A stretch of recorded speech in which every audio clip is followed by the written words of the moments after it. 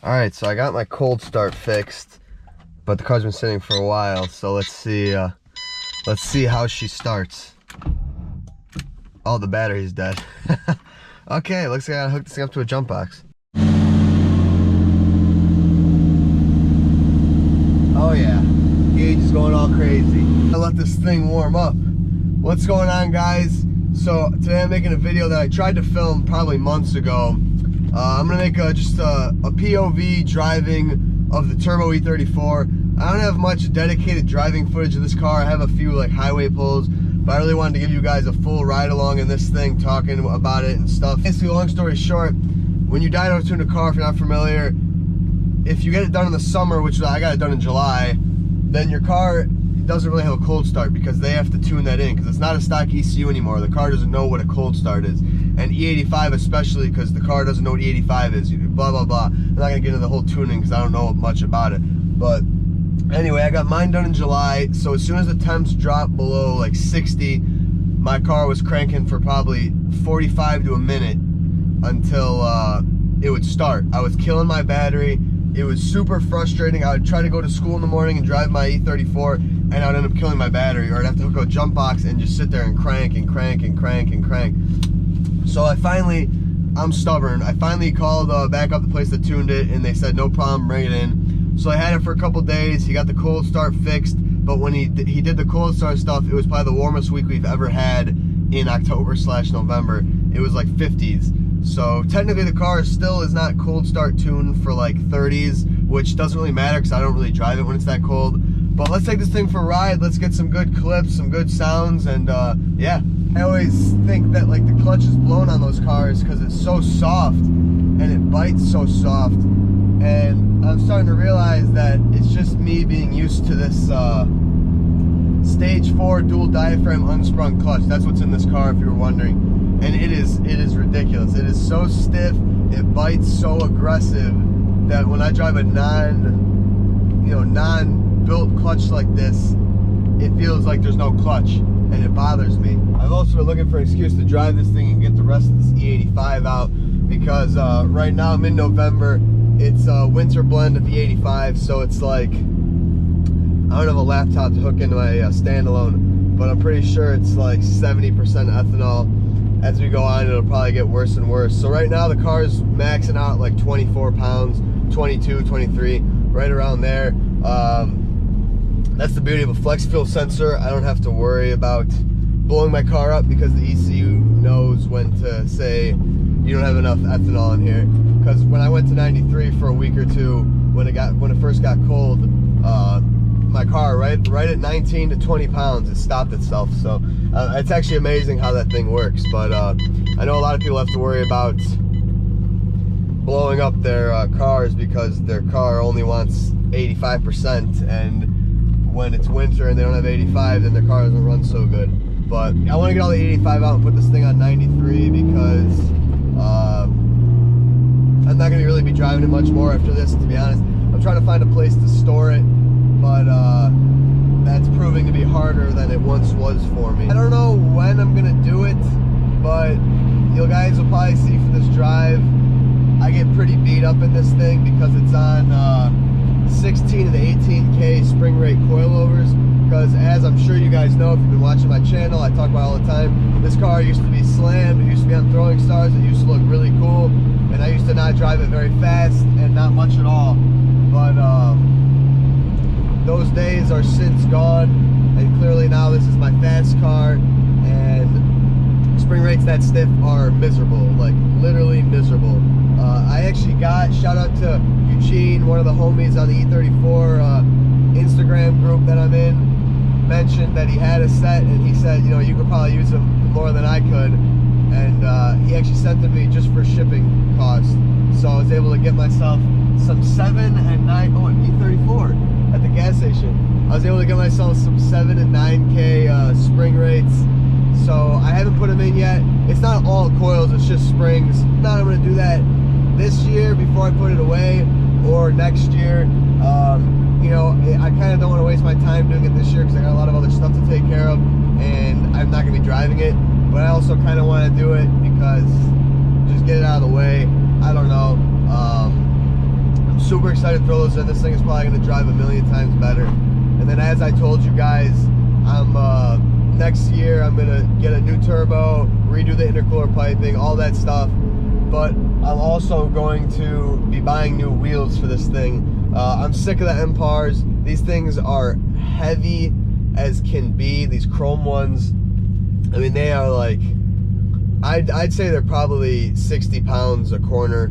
Honestly, I'd probably say the fronts are 60s. The rears are 9.5s, an inch and a half wider. I'd say those are probably almost 70 pounds. I don't think that's an exaggeration, but maybe it is. But they are heavy, and I'm losing a lot of rotational, you know, I don't know the direct physics term, I'm trying to think of it.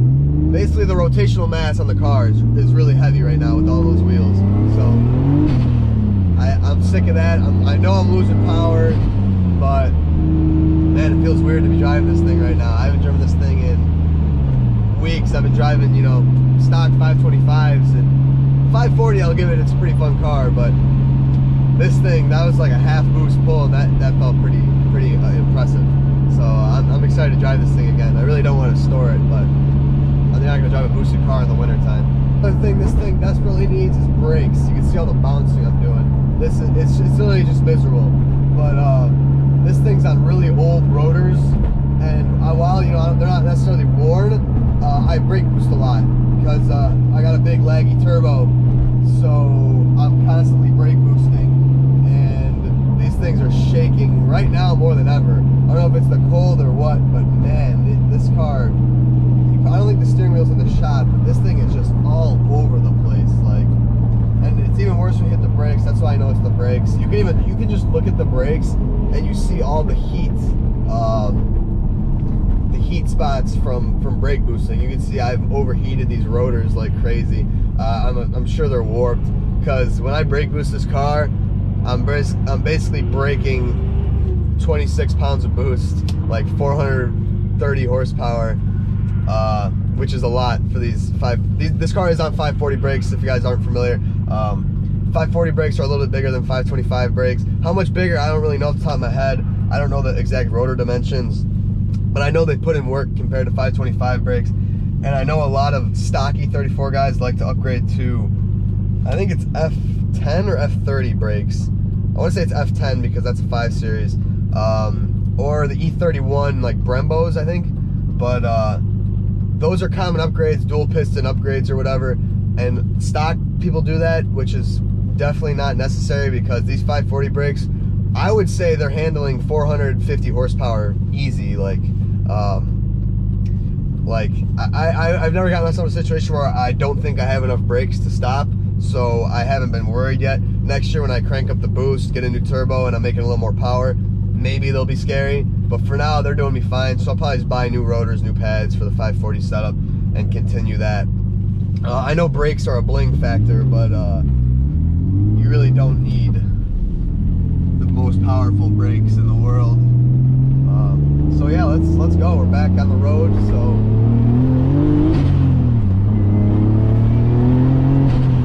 man, this thing feels like a rocket ship right now. Unfortunately, when the car's cold, until I turn it off and let it sit for 5 minutes, my cluster doesn't work. So I don't know what my RPMs are at. I don't know what my speed is at, which is a bit of a dangerous game. But yeah, all right, I got straight away here. After this curve, I'll jump it down into third, give you guys a full boost pull.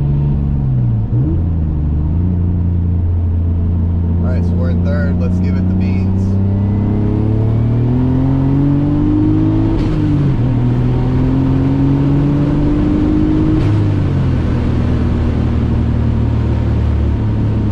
Yeah, I should probably pull over and get my cluster to work, because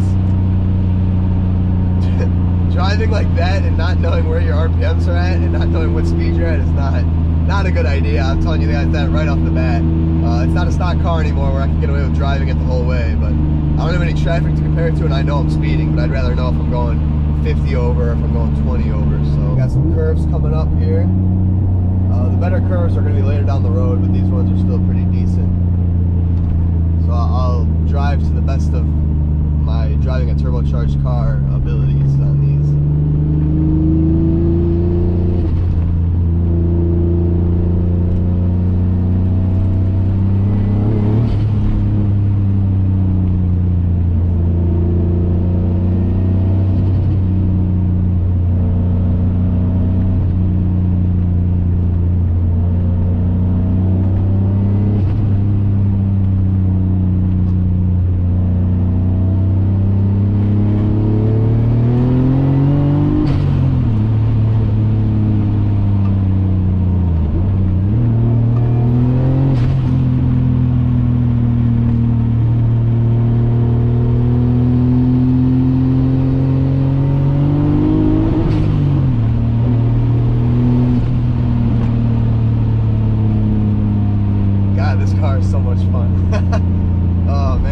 right there, I hit rev limiter for a second.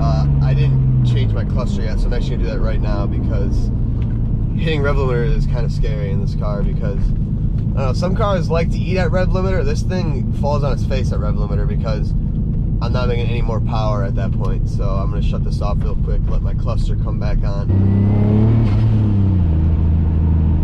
God, these noises are too good. I don't think I've given you guys enough noises of this car. Like, I feel like I have been robbing my YouTube channel of the best like content I could be putting out. And I know I've said it 100 times, I really wish I filmed the build. I wasn't YouTubing at the time. Something I always kind of had in the back of my mind, but I hated talking to a camera. I hated the whole idea of it. I hated like the everyone knowing I YouTube like phase, all that stuff, whatever. Obviously now I'm doing it, I'm enjoying it. So yeah, but I really am kicking myself for not filming this whole build. It was a lot of fun. It was a lot of pain, a lot of work, a lot of useful information that I think a lot of people would have liked to watch. But it is what it is. I'll be doing a lot of changes over again on it, so that'll give us a lot of new perspectives that I could film for you guys. And then I'm bound to be building another turbo car soon. Let's be honest here. I would like a Turbo M20 or an M30 for sure. That will definitely be the next turbo car, whichever one it is. But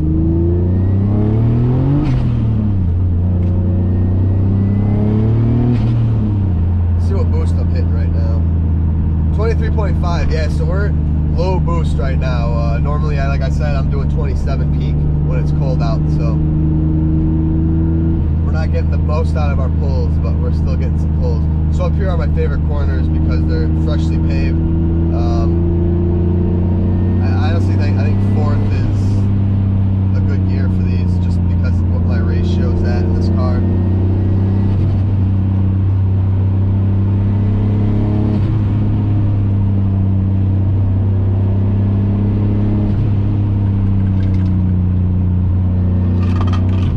There goes the I-Pass.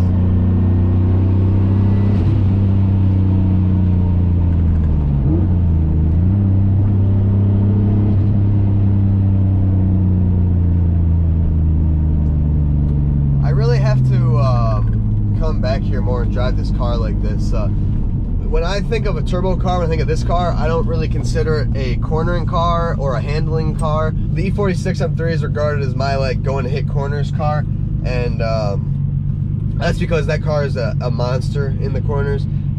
Turbo cars, people use them for track cars, but it's also I think NA is kind of the way to go, because realistically the problem with these are, not that they're unpredictable, because if you know your car, you know your car, but the way the power is on a turbo car, especially with a big turbo like this, a smaller turbo car is a little bit different of a story because your power band is kind of sooner, and you kind of know, you know, you're already in boost right from the start. But something like this, where I'm hitting boost at like 45, and you're in the middle of a corner, and you get that spool and you get that power, if you're not straight, luckily this car grips pretty well, but in most cases the cars spin, and you don't really want to spin with 500 horsepower in the middle of a corner.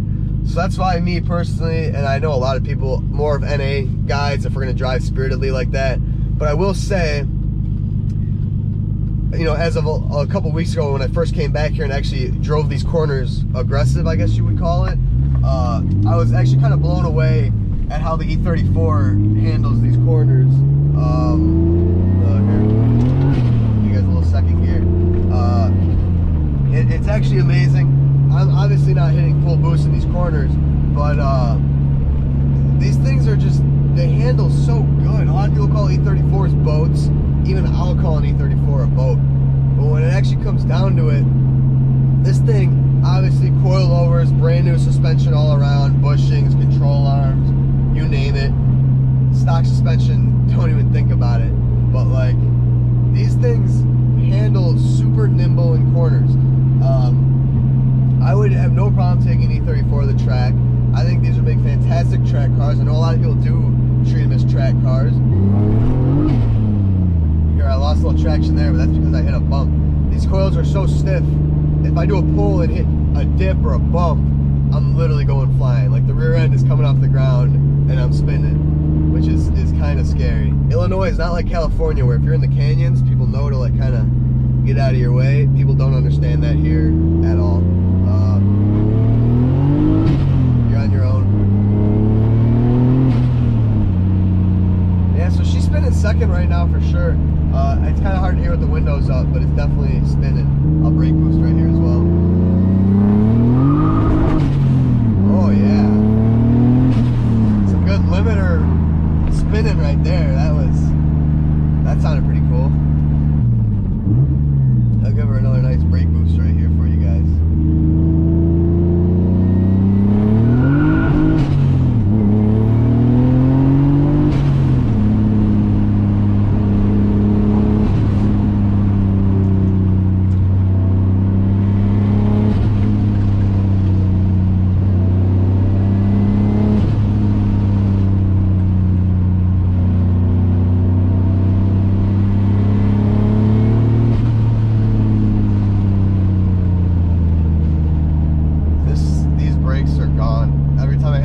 This car is shaking like a freaking animal, but I'm putting this thing through the ringer right now. I'm beating this thing up pretty good before winter time. Which brings me to another topic I want to talk about. I was talking to a buddy of mine, and he was talking about how how I wanted to make this thing more powerful and kind of push it, and he mentioned how that's a bad idea. And that's kind of what I've been kind of fighting with myself, because like I said, I want to get a bigger turbo next year. I want to go for 600 horsepower, 650 horsepower, low compression, E85, ARPs. I'm set up pretty good. Like the car can handle some fair amount of power, but is it worth bringing this thing to basically the end of its reliable power band?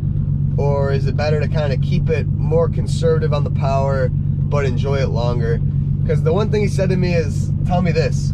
You're gonna have more fun at the power level you're at, or maybe a little bit more, and then feeling the minor difference to 650, or are you gonna have more fun pulling your motor out every time you blow up your head gasket or lift your head? And that kind of sat with me, and how much troubleshooting I've done in this car and how annoying it's been to get it here. I kind of thought about that and realized that I don't necessarily want a setup that is gonna lift my head every other pull and blow my head gasket. I don't want to be doing a head job on this thing, machining the head, machining the block. I don't want that at all. So next year, I'm definitely gonna get a new turbo, don't get me wrong, but I may not have the car set up to be like 700 horsepower, or maybe I will. I don't know yet, we'll see. But this motor's been good. This thing is so reliable. A lot of people ask me, are Turbo M50s reliable? Yes. Once you actually get it set up right with a proper tune, you have good parts on it. I haven't had to, knock on wood, by God, knock on wood. But since this thing has been dialed in since, I want to say July, I have not had any issues again, knock on wood. Now I'm even scared to finish this drive.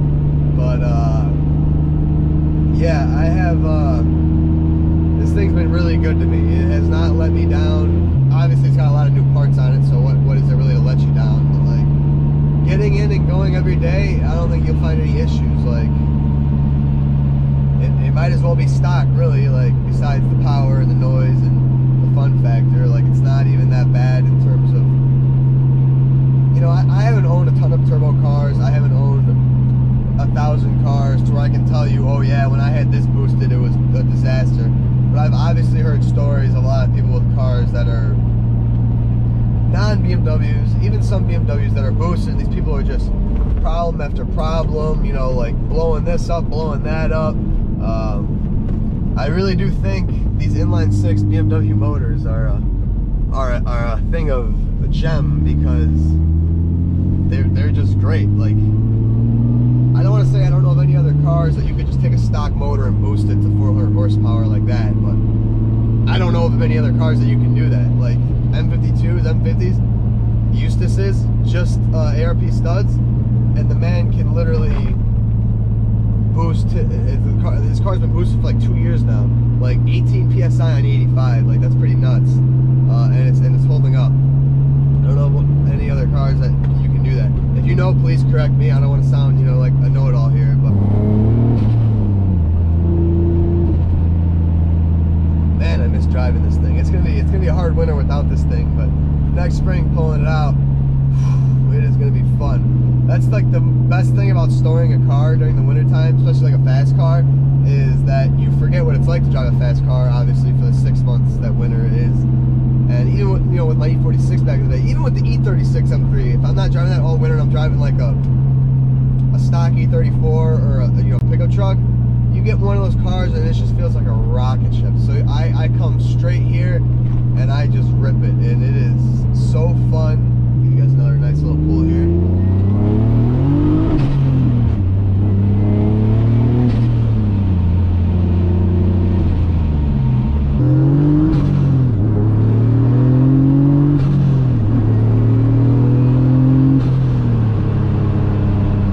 Officer, I don't know how fast I was going because my speedometer's not on, so there's my excuse right there.